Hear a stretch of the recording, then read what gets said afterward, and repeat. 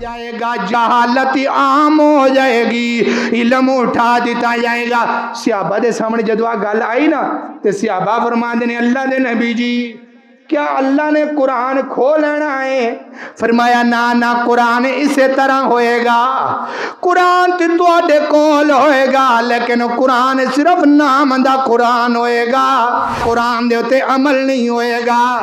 اللہ اکبر۔ اللہ حضرت زیاد بن لبید سبقہ رضی اللہ تعالی فرماندے نے اسی ڈر کے نبی پاک دی گل سن کے فرمایا سونیا اسی سارے نے قرآن سکھیا ہے، ساڈے تو ساڈے بیٹے سکھ رہے نے، پھر ساڈیاں بیٹیاں تو اگے ساڈیاں نسلاں سکھ رہی نے، کیا وہ اس طرح دا وقت ہو گیا قرآن ختم ہو جائے گا؟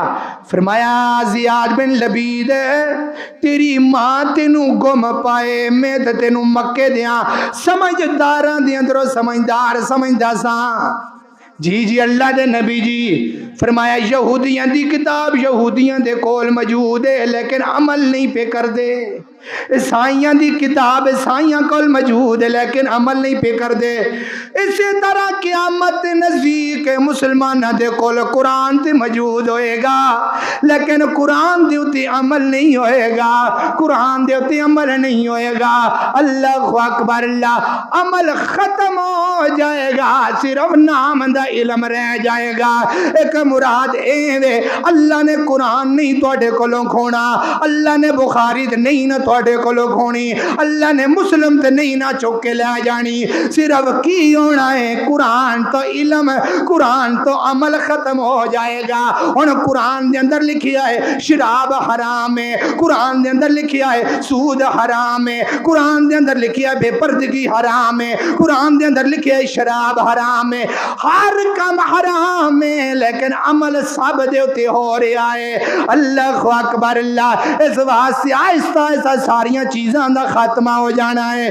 میرے پیغمبر نے فرمایا ہے علم اٹھا دیتا جائے گا وَيُكْسَرُ الجَّهَالَ، جہالت عام ہو جائے گی، حتیٰ کہ جال لوگ جڑے نے ممبران دے وارث بن جان گے، جہل لوگ ممبران دے وارث بن جان گے۔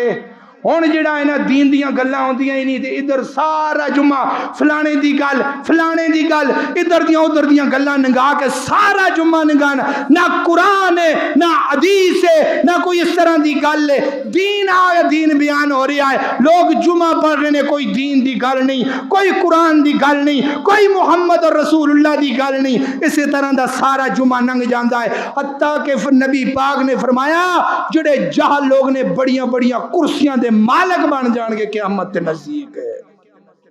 ہن پوچھیا جی آپ نے کسی ایم پی اے نو، پوچھیا جی ایم این اے نو فلانی حدیث دا ذری ترجمہ کر دیو ہاں والا، قرآن دی آیت دا ترجمہ کر دیو، سورۃ نساء دا ترجمہ کر دیو، وہ انہاں کو کہہ دیا جی سورۃ اخلاص دا ترجمہ